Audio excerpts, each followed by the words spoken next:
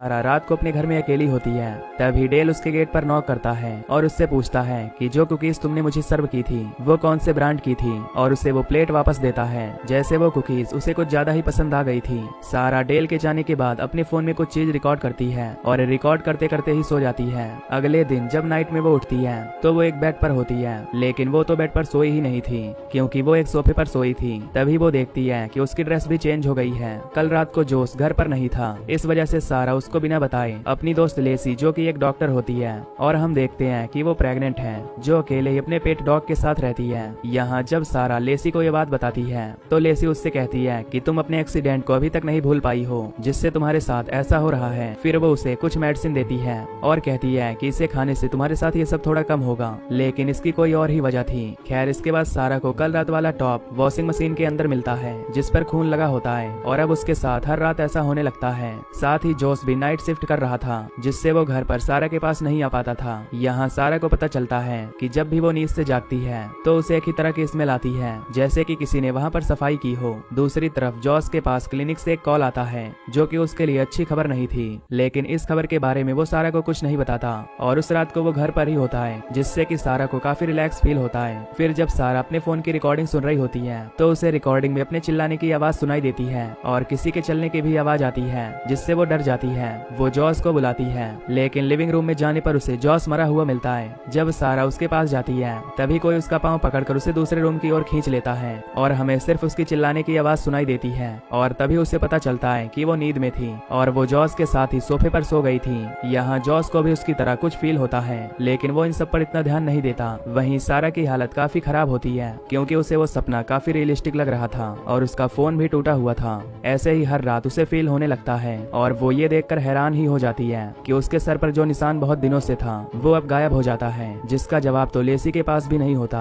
खैर अब उसका पति उसकी हालत को समझता है और वो कुछ दिनों के लिए उसे बाहर रहने के लिए ले जाता है। वहाँ दोनों कुछ दिनों के लिए एक लग्जरियस होटल में रुकते हैं जहाँ उसके साथ ऐसा कुछ भी नहीं होता और उसे रात को कोई नाइटमेयर नहीं आता, जिससे अब उसे लगता है कि ये उसके एक्सीडेंट की वजह से हो रहा था और वो खुद को दिलासा देती है। फिर जब वो घर वापस आते हैं तो उसकी मुलाकात डेल से होती है जो कि उससे काफी अजीब तरीके से बात करता है जैसे कि वो उस पर फोर्स कर रहा हो और उससे पूछता है कि तुम बिना बताए इतने दिन से कहाँ गई थी। सारा को उसके बात करने के तरीके से ऐसा लगता है कि कहीं ये मुझको स्टॉक तो नहीं कर रहा। डेल के जाने के बाद सारा उसके घर जाती है और वहाँ जाकर वो देखती है कि उसके रूम की हालत बहुत ही ज्यादा खराब थी और कुकीज भी जमीन पर गिरे पड़े हुए थे। और जब सारा की नजर ऊपर जाती है तो वहाँ पर उसी ब्रांड के बहुत सारे कुकीज रखे हुए थे जो सारा पसंद करती थी। तभी उसकी नजर टेबल पर जाती है जिस पर काफी सारी फोटोज लगी होती है जिसमें डेल की माँ एलिन की फोटोज होती है। तभी उसे एक ब्रीफ केस दिखती है जिसे वो खोलती है तो उसके अंदर कई सारी चाबियां होती हैं जिसके अंदर उसके भी घर की चाबी होती है। फिर उसे पता चलता है कि जब एक बार ग्रोसरी का सामान रखवाने डेल उसकी गाड़ी तक आया था तब उसने ये काम किया होगा। उसके अंदर फोटोज भी रखी होती हैं और उन फोटोज के अंदर कोई भी जिंदा नहीं था। उनमें एक फोटो सारा की भी होती है जिसमें वो जिंदा नहीं होती, जिसे देखकर वो बहुत ज्यादा डर जाती है और सामान रखकर वहाँ से भागने वाली होती है कि पीछे से डेल वहाँ जाता है और एक हथौड़े से उसके ऊपर अटैक कर देता है। लेकिन हमें पता चलता है कि ये भी एक सपना था और सारा बहुत ही डर जाती है।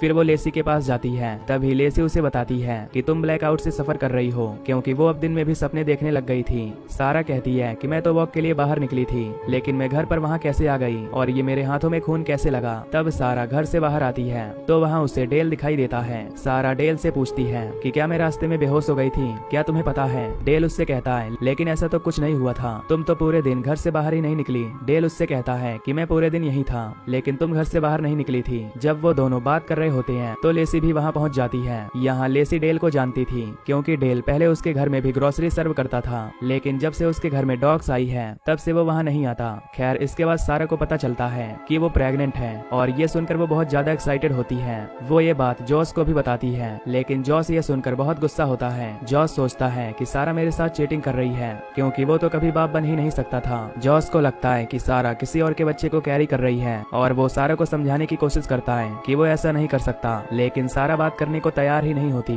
तभी वो गुस्से में उसे छोड़कर वहाँ से चला जाता है और अब सारा घर में अकेली थी जिससे उसे बहुत डर लगने लगता है क्योंकि जॉस भी वहाँ से चला गया था और उसे लगता है कि कोई उसके साथ रेप कर रहा है। फिर सारा आज रात अपने कमरे में एक नाइट विजन कैमरा लगा देती है और उस रात उसके साथ लैसी भी उस घर में रुकने वाली थी और उसका एक डॉग भी। तभी उस रात डॉगी को भी वो दिखता है जो उस घर में आ रहा होता है। तभी डॉग उसका पीछा करते करते नीचे चला जाता है। तभी उसके पीछे पीछे लेसी उसको चुप कराने आती है, लेकिन जैसे ही वो वहाँ पहुँचती है तो वो डॉग मरा हुआ होता है, क्योंकि उसे किसी ने उसको चाकू से स्टैब किया था और वो लेसी पर भी हमला कर देता है। लेसी की आवाज सुनकर सारा भी वहाँ आती है और उस पर भी कोई अटैक करके उसे भी मार देता है, लेकिन ऐसा कुछ भी नहीं हुआ था, क्योंकि ये भी एक सपना था और इस बार लेसी को भी उसके साथ बिल्कुल यही सपना आया था। तभी सारा के पेट में तेजी से दर्द होने लगता है, जिसकी वजह से लेसी उसे हॉस्पिटल ले जाती है और वहाँ जाकर वो एक बेबी को जन्म देती है, जो कि दिखने में उसकी तरह नहीं था, वो अलग ही लग रहा था। इतना सब होने के बाद लेसी भी समझ गई थी कि सारा के घर में कुछ तो अननेचुरल हो रहा है। तभी लेसी उसे बोलती है कि तुम अपने घर को छोड़कर मेरे घर में आओ और वहीं पर रह लो जब तक ये सब ठीक नहीं हो जाता, लेकिन सारा लेसी को मना कर देती है, क्योंकि उसे इन सब का रीजन जानना था। उसी रात उसके साथ दोबारा से वैसा होता है, उसे कोई अपने गेट से आता हुआ दिखाई देता है और उसका रेप करता है। तभी कोई उसको मार देता है और वापस से जिंदा कर देता है, और जब वो उठती है तो ये भी उसका एक सपना होता है, लेकिन वो इस बार बेड पर बिना कपड़ों के मिलती है, जिससे उसको लगता है कि ये बिल्कुल रियल उसके साथ हुआ था। और जब वो अपने फोटोज देखती है तो उसे पता चलता है कि ये सब करने वाला कोई और नहीं बल्कि डेल है। डेल पहले चुपचाप उसके कमरे में आता है और उसके हाथ पांव बांध देता है और उसके बाद उसका रेप करके उसका गला काट देता है और उसके बाद सब कुछ साफ करके वहाँ से चला जाता है, जिसे देखने के बाद सारा को बिल्कुल भी विश्वास नहीं हो रहा होता कि वो मरने के बाद वापस जिंदा कैसे हो सकती है। सारा लेसी के पास जाती है और वहाँ जाकर वो इंटरनेट पर सर्च करती है कि डेल क्या है। तभी उसको एक आर्टिकल से पता चलता है कि जब डेल 12 साल का था तब उसकी माँ एलिन की मौत हो गई थी, जहाँ पुलिस वाले ने खुद अपनी आंखों से उसे देखा था। लेकिन जब डेल उसके पास पहुंचा तो उसकी माँ वापस से जिंदा हो गई। अब सारा डिसाइड करती है कि वो एलिन से मिलने जाएगी, जो हॉस्पिटल में होती है। सारा उसके पास जाती है तो उसे पता चलता है कि डेल एक मामूली लड़का नहीं है। जब वो पैदा हुआ तो उसके पास एक गॉड गिफ्टेड पावर थी, जिससे वो किसी को भी मारने के बाद जिंदा कर सकता है। तभी उसे पता चलता है कि उस रात भी ऐसा हुआ था जब उसकी माँ की मौत हो चुकी थी। तब डेल ने उसके मुंह में हवा भरकर उसे जिंदा किया था, और वो उसे ये भी बताती है कि ये डेल की हैबिट बन गई थी। वो हर रोज एक लड़की का रेप करता था और बाद में उसको मारकर वापस से जिंदा कर देता था, और एलिन ये बात सहन नहीं कर पा रही थी, जिसकी वजह से उसने 6 बार सुसाइड अटेम्प्ट की थी। लेकिन डेल ने उसे हर बार वापस से जिंदा कर दिया, जैसा कि उसने अपने रूम में फोटोज में लगाकर रखा था। तभी एलिन सारा से डेल को मारने के लिए कहती है कि अगर तुम उसे मार दोगी तब ये सब कुछ ठीक हो जाएगा। तभी सारा वहाँ से बंदूक लेकर अपने घर की तरफ निकल जाती है। जैसे ही वो घर में एंटर करती है तो उसके दरवाजे पर एक आदमी खड़ा दिखता है, जिसे देखकर वो गोली चला देती है, पर बाद में पता चलता है कि वो जॉस था, जिससे कि डेल उसके सामने आकर खड़ा हो जाता है। और यहाँ हमें पता चलता है कि जॉस उसे वापस मनाने के लिए आया था। तभी सारा एक प्लान बनाती है और वो डेल के सामने एक झूठा प्यार का नाटक करती है और वो उसे किस भी करती है। किस करने के बहाने वो उसके मुंह से हवा लेकर जॉस के मुंह में डाल देती है, जिससे कि जॉस वापस से जिंदा हो जाता है। तभी सारा डेल को गोली मार देती है और डेल समझ जाता है कि यह सब उसका प्लान था और वो भी उस पर हमला करने जाता है, लेकिन गोली का असर होता तब तक उसकी मौत हो जाती है। सारा को लगता है कि अब सब कुछ ठीक हो गया है। थोड़ी देर में पता चलता है कि डेल ने जिसके साथ भी रेप किया था उन सब की भी मौत होने लग जाती है, जिससे हर जगह से लड़कियों के चिल्लाने की आवाज आने लग जाती है, जिससे हमें पता चलता है कि डेल ने इतनी सारी लड़कियों के साथ ऐसा किया था।